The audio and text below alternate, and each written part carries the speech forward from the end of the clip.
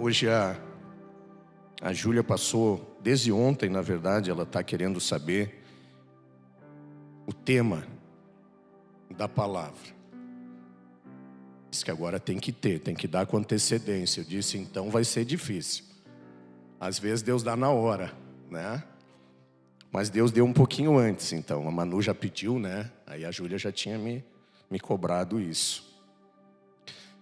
Eu não sei se foi colocado ali, se vai ser colocado ali. Mas o que o Senhor entregou hoje, colocou no meu coração para ministrar com os irmãos, é uma palavra que do Senhor veio muito objetiva ao meu coração. Se eu vou conseguir ter a mesma objetividade, aí é outra conversa. Mas Deus foi muito objetivo quando falou comigo. Eu vou tentar ser objetivo. Então o que Deus falou no meu coração é os milagres que nós não percebemos. Amém? E que o Espírito Santo de Deus possa mexer com alguma coisa aqui dentro do nosso coração. E que o Espírito Santo de Deus possa abrir os nossos olhos nessa noite para enxergar milagres que nós não enxergávamos. Amém? Esse é o desejo do meu coração, é o que Deus mexeu comigo no dia de hoje. E eu gostaria, para começar a falar um pouquinho da palavra do Senhor, eu gostaria de ler com os irmãos lá no livro de Mateus, no capítulo 9,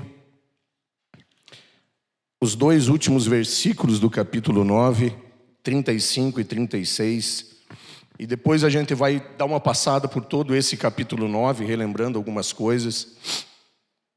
Pastor Samuel, na semana passada, ele pregou sobre uma parte desse capítulo, quando Jesus fala que não se coloca vinho novo em odres velhos, né? Então, uma parte desse capítulo já foi pregado semana passada, mas eu quero dar uma viajada por esse capítulo nas outras partes. Então, lá 35 e 36, não sei se os irmãos vão colocar ali. Jesus ia passando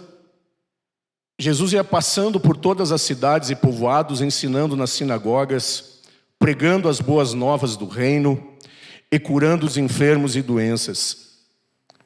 Ao ver as multidões, teve compaixão delas, porque estavam aflitas, desamparadas como ovelhas sem pastor. Pode continuar, tá? Então disse aos seus discípulos: a colheita é grande, mas os trabalhadores são poucos. Peçam, pois, ao Senhor da colheita que envie trabalhadores para a sua colheita. Amém? Eu comecei pelo fim a leitura do texto, mas o capítulo 9 de Mateus, assim como boa parte dos primeiros capítulos de Mateus, eles nos trazem uma sequência muito grande de milagres que Jesus fez. Então, o capítulo 9 de Mateus, eu enumerei algumas coisas aqui. Então, lá do versículo 1 ao versículo 8, Jesus chega, a Bíblia diz que Jesus sai, passou para o outro lado e foi para a sua própria cidade. Então, o que nos leva a pensar que Jesus estava em Nazaré, né? Sua própria cidade. E Jesus começa, a narrativa parece que tudo é uma cena só, uma sequência de fatos que vão se sucedendo. Talvez não seja exatamente isso, mas nós vamos pensar como se assim fosse.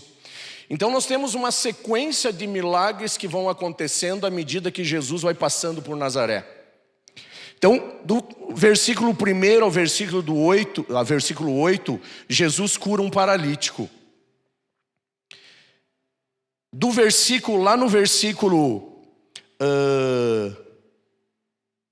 14, deixa eu achar aqui a minha sequência aqui. No versículo 18 e 19, um chefe da sinagoga chega para Jesus e diz: a minha filha morreu. E Jesus vai até essa menina e ressuscita essa menina. Enquanto Jesus estava indo para ressuscitar essa menina, nós temos aquele texto muito conhecido da mulher que tinha um fluxo de sangue. A mulher que tinha uma hemorragia há 12 anos, ela tinha essa hemorragia, e ela toca em Jesus e ela é curada. Uma das passagens muito conhecidas que nós temos, que está nessa narrativa também. Na sequência, Jesus encontra 2 cegos de nascença e eles são curados por Jesus. Logo depois disso, Jesus expulsa demônios de um homem, que esse demônio fazia a pessoa não conseguir falar. E a pessoa foi curada da mudez, que era consequência da presença, da possessão demoníaca na vida daquele homem. E nós temos então uma sequência de milagres que Jesus faz ao passar por essa cidade.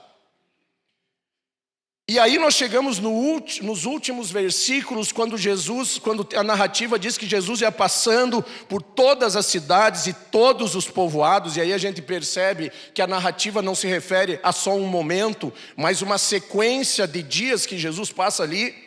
Jesus ia passando por esses lugares, ensinando nas sinagogas, pregando as boas novas do reino, curando as enfermidades e doenças, e Jesus tinha compaixão do povo, porque por onde ele passava, eles via pessoas necessitadas, pessoas que precisavam muito de um milagre, precisavam de uma palavra, precisavam de um carinho, precisavam de alguma coisa vinda da parte de Jesus.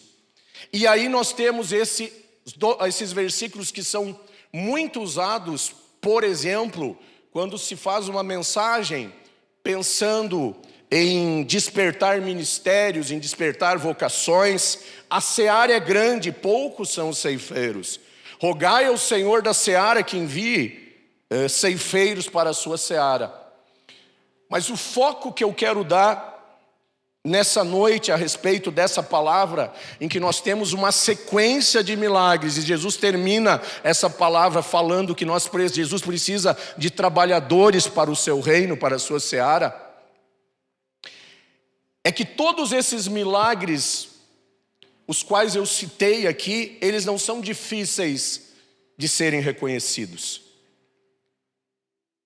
Quando um cego é curado, isso é um milagre visível, sem fazer redundância, né? É um milagre nítido, perceptível, se alguém que era cego de nascença passa a enxergar. Não há dúvidas que é uma manifestação do poder de Deus e que pode produzir muitos efeitos positivos para o reino de Deus, despertar a fé das pessoas. Não há dúvida que quando um paralítico larga a sua cadeira de rodas, quando ele larga as muletas, e no caso da época de Jesus, que ele abandona a sua maca e ele passa a caminhar, isso era um milagre que era visto por todos, era visível, todos percebiam e todos gostavam de ver esse tipo de milagre. Assim como uma pessoa que era endemoniada e ela é liberta por Jesus, é nítida a transformação, o milagre é visível.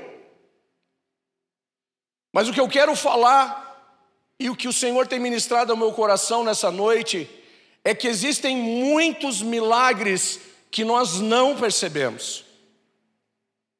E mais, talvez muitos de nós, em algum momento da nossa vida, ou nesse momento da nossa vida, sem percebermos, nós estamos orando para que Deus tire um milagre da nossa vida, para que Deus nos livre do milagre. E eu quero ser muito sincero que a inspiração para eu dizer o que eu estou dizendo, a inspiração que o Espírito Santo colocou no meu coração tem tudo a ver com um depoimento de um pastor que lançou um livro, e não sei se alguém assistiu o culto da Serra Azul hoje, da igreja de Porto Alegre. Eu assisti, fazia tempo que eu não assistia, hoje eu assisti, e me chamou muita atenção o depoimento de um pastor Alex, que já foi da igreja Serra Azul e agora ele está morando em Brasília, desenvolvendo um trabalho lá. E ele disse o seguinte: ele estava lançando um livro, e eu lembrei muito da nossa galera aqui, que faz a tradução, né, para o pessoal que não ouve Eu lembrei muito do ministério dos irmãos que traduzem Libras, então. Ele disse o seguinte: esse livro é um trabalho que nós estamos desenvolvendo para angariar fundos, né, para levar os nossos tradutores. Ele faz um trabalho com tradução, com Libras, assim. Ele tem um projeto que é de lançar um aplicativo com a Bíblia inteira em Libras. Eles já estão concluindo o Novo Testamento em Libras. E agora um projeto do Antigo Testamento em Libras também. E Deus, como é de praxe, toda vez que eu tenho que pregar, Deus me deu na cara. Deu na cara, deu voadeira, deu rasteira, deu tudo que você, rabo de arraia, tudo que vocês podem imaginar, eu levei hoje. Eu vou tentar, minha esposa diz, você não briga com os irmãos, ela sempre me diz, quando eu venho pregar. Eu vou tentar ser mais ameno do que o que Deus fez comigo, tá? Porque Deus me jogou na cara a minha apatia diante de algumas coisas. E o que o irmão falou impactou meu coração, porque ele disse o seguinte: eu tive um filho, e o meu filho nasceu surdo. E quando ele nasceu e eu e minha esposa começamos a pensar, e eu tinha que achar uma maneira de falar de Jesus para o meu filho. Eu tinha que achar um jeito de apresentar Jesus para o meu filho que não escutava, e eu não sabia como fazer isso. E eu procurei e não havia recursos, não havia material para fazer isso. E daí surgiu o projeto dele começou a estudar, começou a se dedicar, e hoje ele trabalha só com isso. Hoje ele tem uma equipe de mais 33 pessoas que estão trabalhando nesse projeto de fazer uma Bíblia na língua brasileira de sinais. E Deus me ministrou muito na minha vida. Porque nós somos os especialistas em dar desculpas para o Senhor. E às vezes nós dizemos, eu não sei para que eu fui chamado. Eu não sei o que Deus quer que eu faça. Como se tivesse pouca coisa para ser feita. Ou tudo que tivesse que ser feito já foi feito por alguém. E eu quero dizer para você, meu querido, que talvez o grande milagre que você esteja esperando, Deus já liberou. E talvez você esteja orando sem saber, para que o Senhor te livre do milagre que Ele trouxe sobre a sua vida. Deus não poderia ter curado o filho do pastor Alex da surdez, como fez com muitos. Poderia. Não seria um milagre que seriam os irmãos que estivessem no culto bateriam palmas e diriam glória a Deus, e geraria fé no coração de muitos irmãos. Mas uma coisa eu tenho aprendido com o Senhor: às vezes Deus faz um milagre que traz um efeito, mas às vezes Deus traz um milagre que tem potencial de ser uma grande semente de milagres. Deus poderia ter curado? Poderia, mas milagre maior é o ministério que foi plantado, que foi gerado pelo milagre que o Senhor fez na vida desse pastor. O milagre não era a cura, o milagre era a surdez. Um dia Deus pensou, eu preciso alcançar vidas que não conhecem a meu filho amado. Como que eu posso fazer alguém se interessar por isso? Eu vou fazer um milagre. Mas às vezes nós não vemos o milagre. E às vezes nós queremos que Deus nos livre do milagre. Eu quero que o Espírito Santo do Senhor Ele faça essa palavra descer o seu coração, para que você consiga perceber que muitas coisas que te aconteceram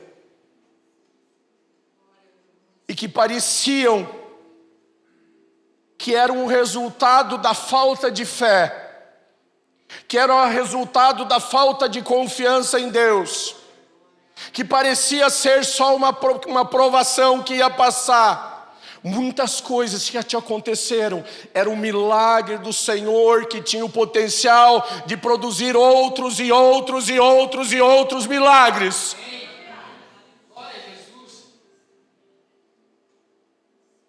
E hoje é um dia propício para falarmos disso.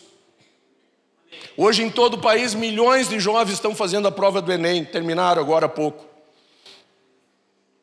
E é um momento importante quando você toma uma decisão, e essa transição em que você toma algumas decisões é uma decisão importante. Hoje eu tive a oportunidade de participar de uma das transições. Hoje era dia da prova de Tiradentes. Eu dei aula para mais ou menos 130 alunos que fizeram o cursinho, que queriam ir para o colégio. Alguns queriam, outros os pais queriam, alguém queria que eles fossem. Mas a verdade é que tem uma galera que alimenta esse sonho e se esforçaram durante 8 meses para fazer uma prova que tem uma duração de 3 horas, que é mais ou menos o que é o Enem. E tem galera, e eu tive alunos no ensino médio que apostavam todas as suas fichas na medicina. E eu perguntei para um deles, tá, e qual é o teu plano B? Ele disse, não tenho plano B, é medicina. E eu quero dizer para você, meu querido, que talvez você tenha em alguma área da sua vida, você diga assim, é isso e não tem plano B. Eu quero dizer para você que talvez Deus tenha gerado um plano B no coração dele para a tua vida, e ele vai fazer o que for necessário para que você perceba que ele vai plantar um milagre na sua vida para produzir efeitos no reino de Deus.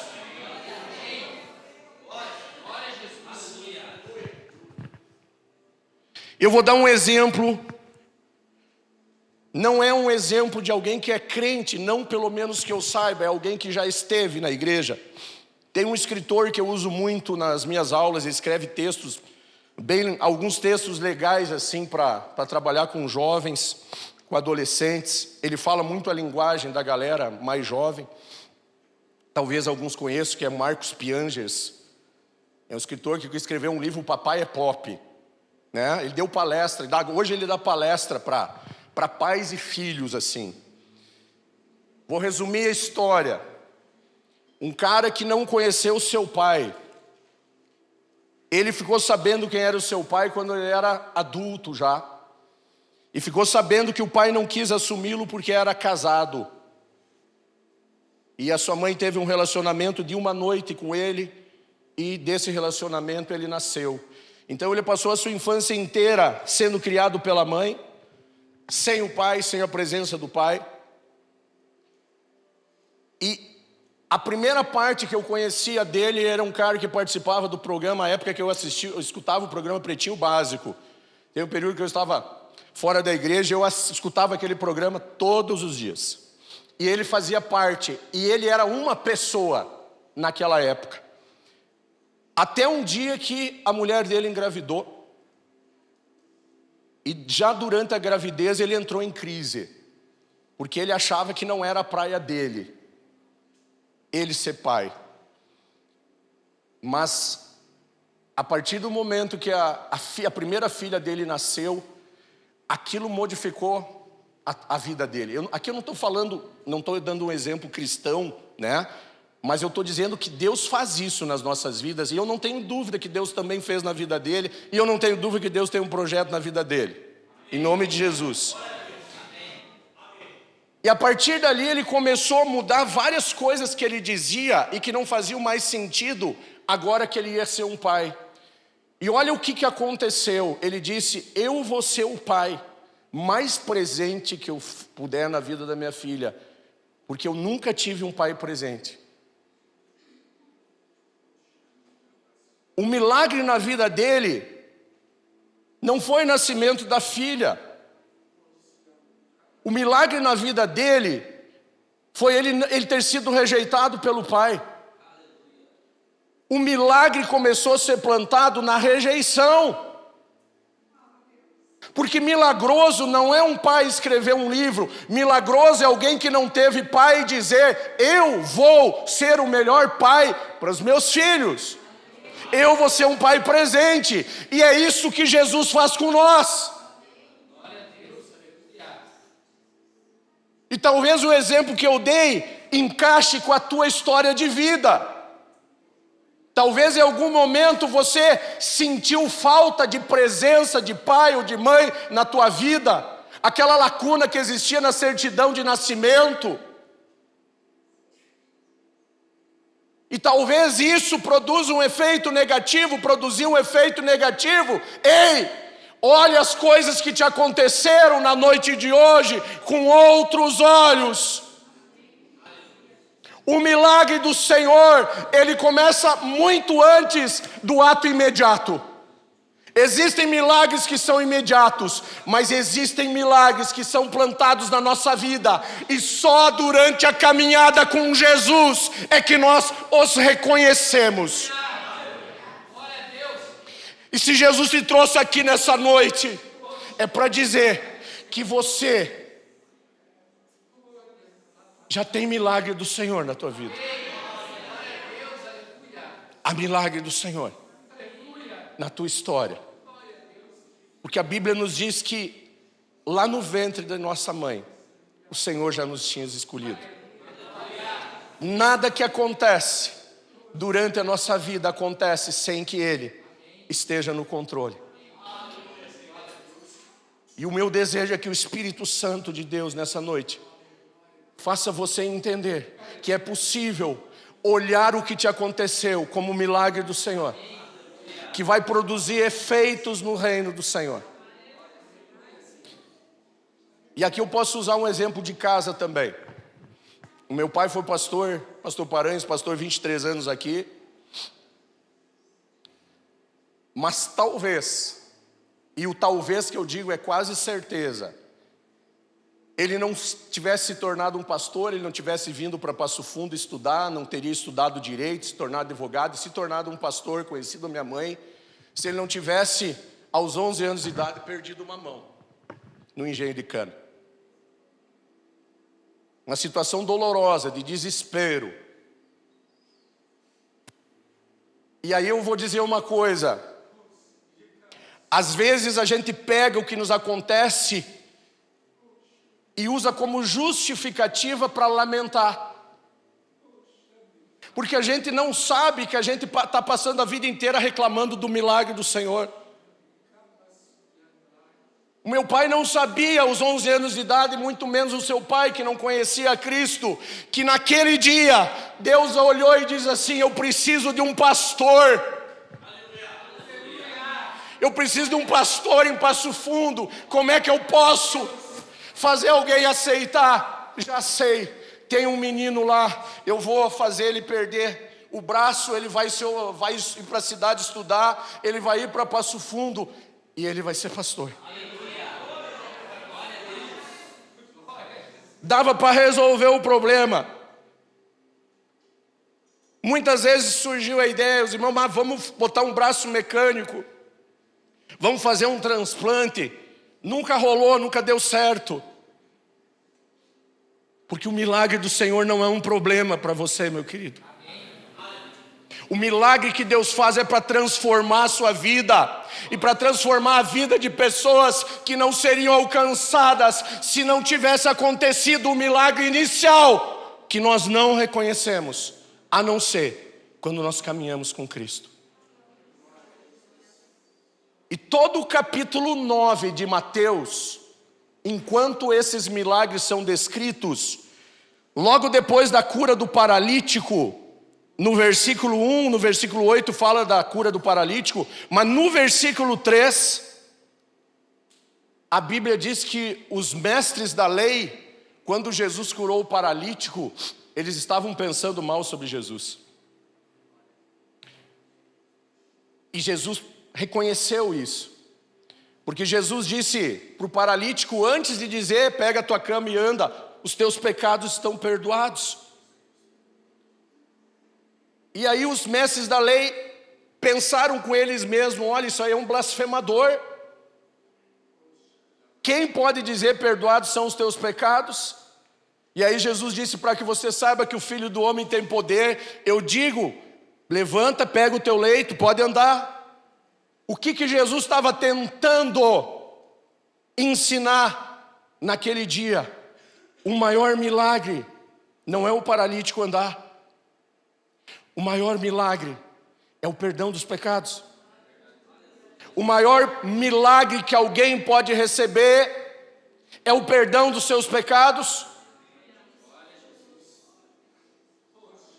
Você pode estar na fila do céu de cadeira de roda, ou pode entrar caminhando na fila do inferno. Ser curado não é sinal que você terá os seus pecados perdoados. Mas milagre maior é alguém que é paralítico e mesmo assim diz: eu sei que o meu Redentor vive. Aleluia!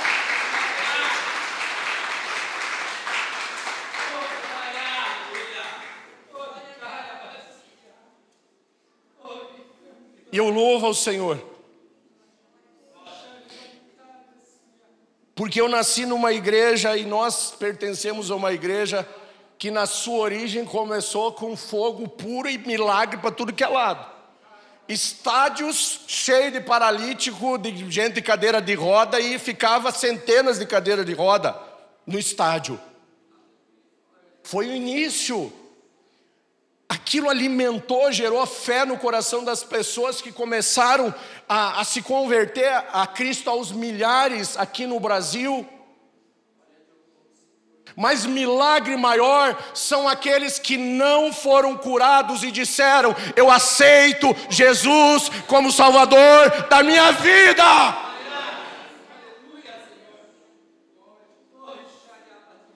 E eu louvo a Deus pela vida das nossas irmãs aqui. Já já passaram por aqui, eu acho que 4, 5, 6 irmãos com deficiência auditiva. Eu não me lembro de nenhum deles ser curados aqui. Eu já vi surdo ser curado aqui. Eu já vi uma criança ser curada, uma criança surda de nascença ser curada aqui. Mas eu não vi nenhum dos últimos que passaram aqui ser curado. Era muito mais fácil. Não é difícil Deus dar dom de cura para um irmão e dizer: ora que ele vai ser curado. Agora, testemunho maior, milagre maior, é alguém que não escuta dizer: eu aceito Jesus. Eu não consigo escutar e eu não sei me comunicar com eles, e eu tenho muita vergonha por isso. Eu tenho dificuldade para cumprimentar, eu fujo porque eu não sei como cumprimentar os irmãos. Isso é uma vergonha para mim, né? Estou aqui confessando meu pecado. Mas vou melhorar, eu vou ir atrás, vou aprender. Milagre maior é quando um surdo diz assim: eu vou trazer um visitante, porque eu falei de Jesus para ele. Isso é milagre do Senhor. Um dia um médico pegou uma criança no colo, olhou para a mãe da Lidiele, e depois de alguns dias, depois de alguns testes, disse: a criança não vai ouvir. Nesse dia, meningite? Tá, então da meningite. A surdez por causa da meningite. Em algum momento o médico disse: não vai ouvir mais. Deus pode reverter? Pode. Agora, a obra que Deus está fazendo por meio da surdez, vou reformular: a obra que Deus está começando a fazer por meio dessa surdez é muito maior do que uma cura instantânea que ela poderia receber. Sem dúvida nenhuma Deus poderia fazer. Se Deus não curou, é porque o milagre é justamente esse. Alguém que teria tudo para reclamar do Senhor, dizer: eu vou servir a Cristo, Ele é o Senhor da minha vida.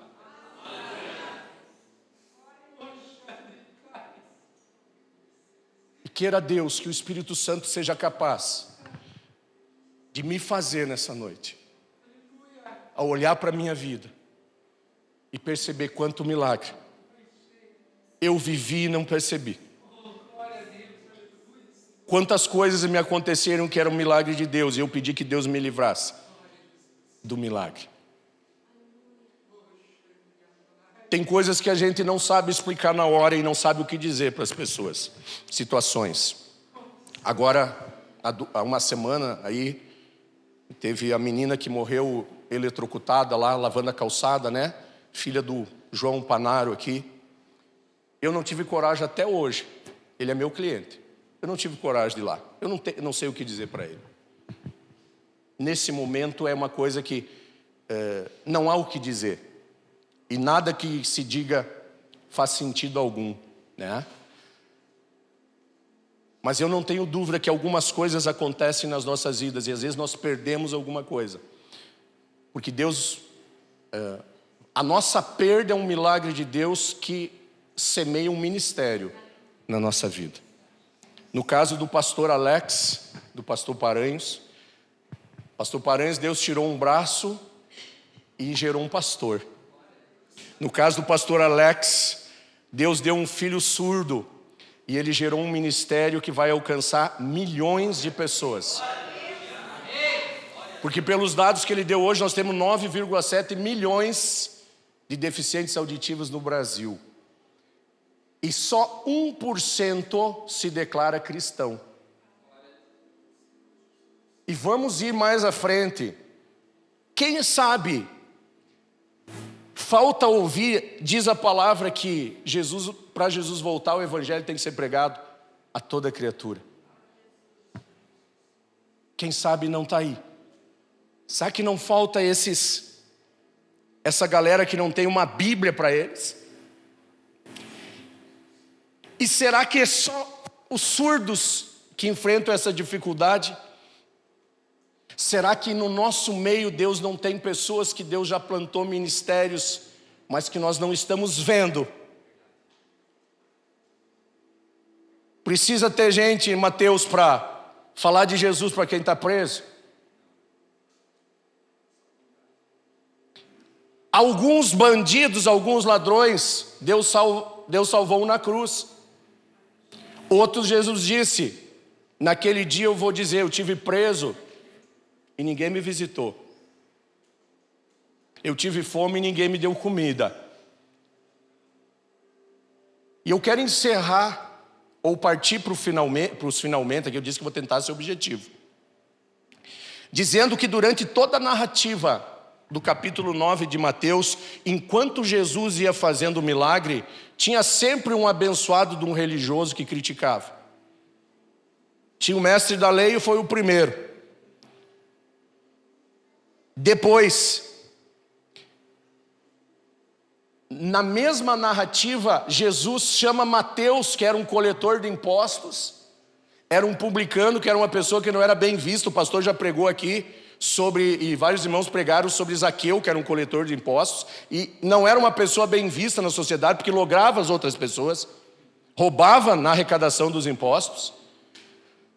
E Deus chama Mateus para ser seu discípulo, ele diz: vem, me segue. E ele foi, largou a coleta dos impostos e foi.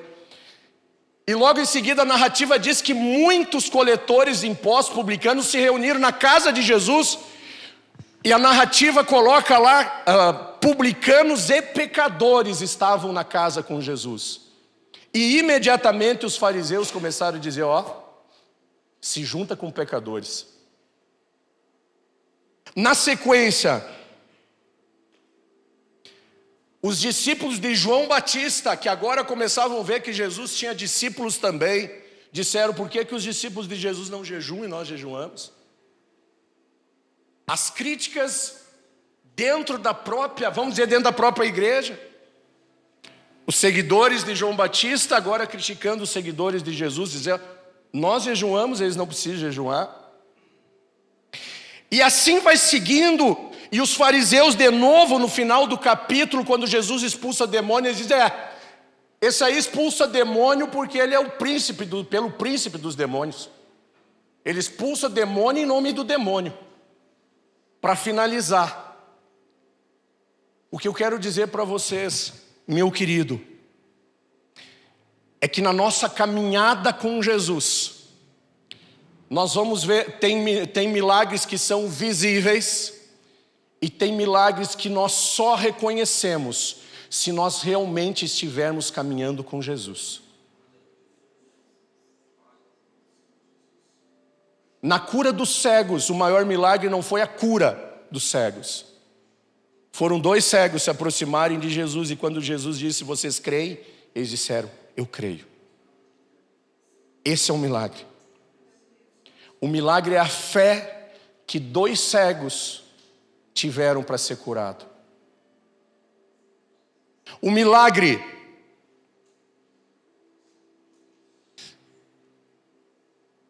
o maior milagre que pode ter nessa passagem não é a cura do paralítico. O maior milagre é publicanos e pecadores se reunirem na casa de Jesus. De todos os milagres que tem aqui, o maior milagre foi Jesus chamar um pecador, uma pessoa mal vista, dizer: vem ser meu discípulo. E vários daqueles que eram igual a ele se reunirem na casa de Jesus para ouvir o que Jesus tinha para dizer. E eu quero fechar lendo com vocês no livro de Lucas, no capítulo 10,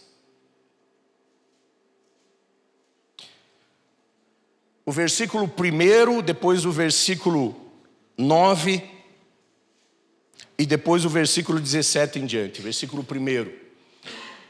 Depois de Jesus chamar os 12 discípulos, ele escolhe mais 70 para ir pelas cidades, e importante o que está escrito no primeiro capítulo, versículo. Depois disso o Senhor designou outros 72 e os enviou 2 a 2 adiante dele a todos os lugares para onde ele estava prestes a ir. Escute o que tem nesse primeiro versículo. Antes de Jesus chegar numa casa, ele envia um servo, ele envia um discípulo. Antes de Jesus chegar num lugar, ele envia uma pessoa, ele envia um representante dele, para que quando ele chegar, as pessoas já tenham ouvido falar de Jesus. Isso Jesus continua fazendo.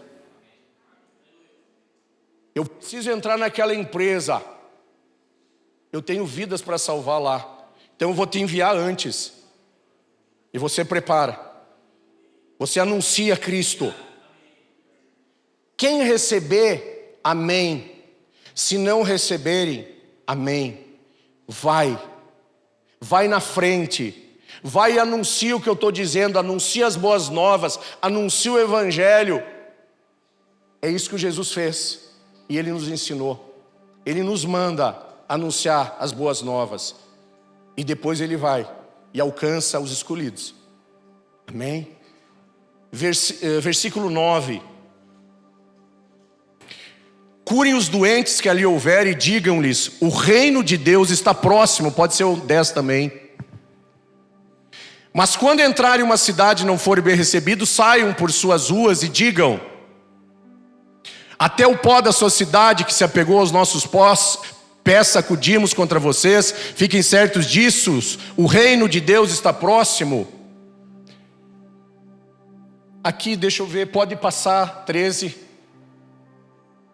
Aí, e aí vai para mim lá no versículo 17. Aí os 70 e 2 enviados do Senhor, eles voltam. Eles voltam alegres e disseram: Senhor, até os demônios se submetem a nós em teu nome. Vai para o 18. E ele respondeu: eu vi Satanás caindo do céu como um relâmpago. E dei a vocês autoridade para pisarem sobre cobras, escorpiões e sobre todo o poder do inimigo. Nada lhes fará dano. 20. Contudo, porém, alegrem-se, não porque os espíritos se submetem a vocês, mas porque seus nomes estão escritos nos céus. Quando Jesus está dizendo isso, Ele está dizendo assim: eu mandei vocês fazerem milagre, como Jesus fez lá no capítulo 9 de Mateus. Eu mandei vocês expulsarem demônios, como Jesus expulsou. Mas o maior milagre que pode existir é alguém dizer: eu aceito Jesus como meu Salvador. O maior milagre que pode existir é alguém que teria tudo para reclamar do Senhor dizer: o Senhor fez um milagre para que eu chegasse até Ele. O maior milagre que pode acontecer é você reconhecer em uma situação em que todos veem uma desgraça, em que todos veem um problema, em que todos veem algo negativo, você diz: esse milagre do Senhor, isso é milagre do Senhor, e eu vou entender o milagre do Senhor e vou transformar isso em proveito do reino dos céus. Talvez o que aconteceu contigo é porque Deus tem um ministério para você. Talvez aquele que diz eu só tenho um plano A é medicina, mas Deus precisa, quem sabe, de um bom professor. E nós tivemos algum tempo, de uma peleia santa em oração lá em casa, que a Júlia estava, nessa decisão, terminando o ensino médio, faz o quê? Pensa na profissão, faz direito, que acha que é um mercado, dá pra fazer concurso, faz isso, faz aquilo, psicologia, o que vamos fazer? No final das contas, o critério para decidir foi esse: o que mais, em que área eu vou ser mais útil no reino? E nós vamos ter uma pedagoga, uma psicopedagoga, mais uma intérprete em Libras. E o Senhor, às vezes Ele aborta o nosso sonho para gerar um ministério. Às vezes Ele aborta o nosso sonho para e faz nascer um milagre. Às vezes o nosso sonho é que aborta o milagre do Senhor. Então nessa noite eu quero dizer para você que tem um sonho, para você que não tem plano B, tem só um plano A, apresenta teu plano A ao Senhor. Mas se o Senhor disser assim: eu tenho esse outro plano e esse está no meu coração, abre mão do teu plano A.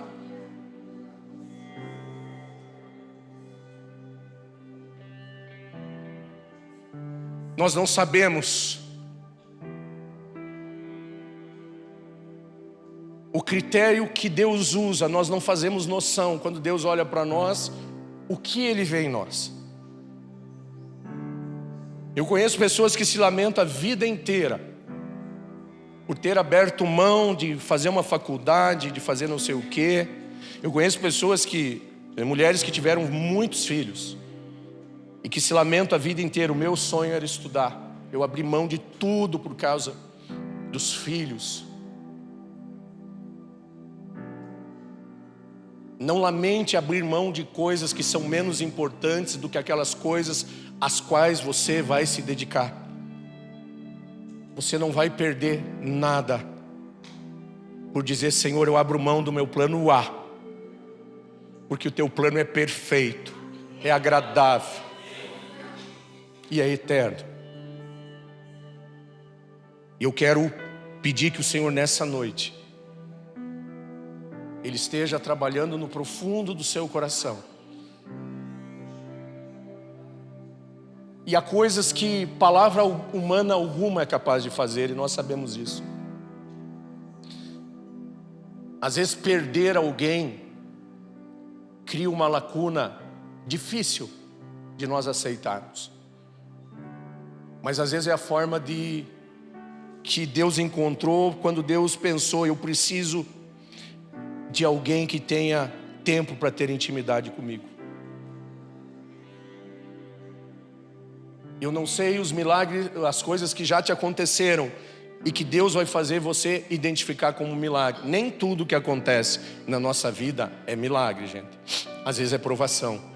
Às vezes vem a doença para Deus curar. Mas tem coisas que vêm na nossa vida e que nós precisamos entender o que é provação e o que é milagre do Senhor para mudar os rumos da nossa história. Amém? Eu quero que você, assim mesmo como você está, você curva a sua cabeça, você feche os teus olhos. Pai, o que me foi entregue, Senhor, eu entreguei à tua igreja. A palavra que foi ministrada, Senhor, ela vai na contramão de muita coisa que nós ouvimos hoje em dia. Num tempo em que nós temos crentes que negociam com o Senhor, crentes movidos a milagres, movidos a curas, movidos à prosperidade. A palavra que o Senhor traz ao nosso coração, a palavra que exige maturidade, Senhor, para dizermos amém para aquilo que nós vimos como um problema, que nós vimos como uma adversidade, Senhor. Mas eu quero que o Teu Espírito Santo nessa noite faça, Senhor, aquilo que nem eu, nem o pastor Samuel, nem o pastor Isaías, nem o pastor Paulo, o presbítero Rogério, o presbítero Ladi, o presbítero João, qualquer outra pessoa que estivesse pregando aqui conseguiria fazer. Que é entrar no profundo do nosso coração e nos convencer a respeito da Tua palavra. Que aquele irmão, aquela irmã que veio nessa noite e se identificou com a palavra, Senhor, que foi ministrada,